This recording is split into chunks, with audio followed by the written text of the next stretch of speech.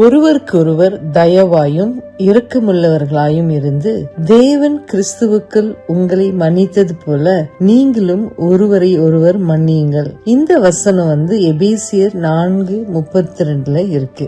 இந்த வசனத்துக்கு ஏத்த மாதிரி உங்களுக்கு ஒரு சுருக்கமான விளக்கத்தை நான் சொல்ல விரும்புறேன். எல்லாருமே ஒரு ஒயிட் பேப்பரை முடிஞ்சா கையில எடுத்துக்குங்க. இது இந்த ஒயிட் பேப்பர் நம்மளுடைய இதயத்தை மாதிரி, அதாவது நம்முடைய ஹார்ட் மாதிரி. சில நேரங்கள்ல மற்றவர்கள் நம்ம என்ன செய்வாங்க, காயப்படுத்துவாங்க, கடுமையான வார்த்தைகளை பேசலாம், கொடுத்த வாக்குறுதியை நிறைவேற்றாம இருக்கலாம், அல்லது நம்ம ஏமாற்றலாம். ஒவ்வொரு முறையும் இப்படிப்பட்ட சம்பவங்கள் நடக்கும் போது நம்ம மனதுல என்ன செய்யும், ஒரு பெரிய காயம் ஏற்படும். நான் சொன்ன ஒவ்வொரு காரியத்தை நீங்க யோசிச்சீங்கன்னா, இந்த பேப்பர் இதய மாதிரி நான் சொன்னேன், அது நீங்க என்ன செய்யலாம், ஒவ்வொரு முறையும் ஹர்ட் ஆகும் போது அப்படியே கசக்கலாம். கசக்கி கசக்கி கசக்கி என்ன ஆயிடும், அது ஒரு உருண்டை மாதிரி ஆயிடும். இப்ப என்ன செய்யணும்னா, அது ஒரு உருண்டையா ஆயிடுச்சு, ஆனா என்ன செய்யல, கிழியல.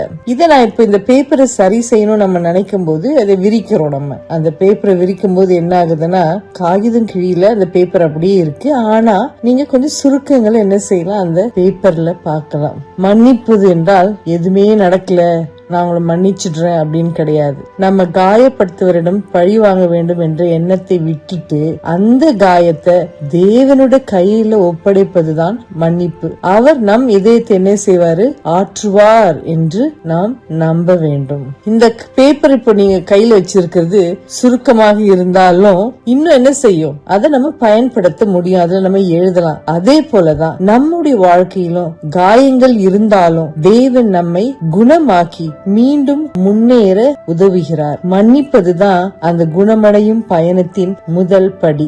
மன்னிப்பு உடனே காயத்தை மறைக்க செய்யாது, ஆனா தேவன் அந்த காயத்தை ஆற்றுவதற்கான வழியை திறக்கிறது. தேவன் கிறிஸ்துவின் மூலம் நம்மை மன்னித்தது போல நாமும் மற்றவர்களை மன்னிக்கும் போது நாம் என்ன செய்யறோம்னா, தேவனுடைய அன்பை வெளிப்படுத்துகிறோம். மன்னிப்பதில் விடுதலை அடைவது பல நேரங்களில் மன்னிப்பு பெறுகிறவரை விட மன்னிக்கிறவர்கள் தான். நமக்கு விடுதலை வேணும்னா இன்று நீங்க படுக்க செல்லும் போது யாரை நீங்க மன்னிக்கணும்னு விரும்புறீங்களோ மன்னிச்சிட்டு சமாதானத்தோடு தூங்குங்க. தேவன் நம்மை ஆசீர்வதிப்பாராக. Good night.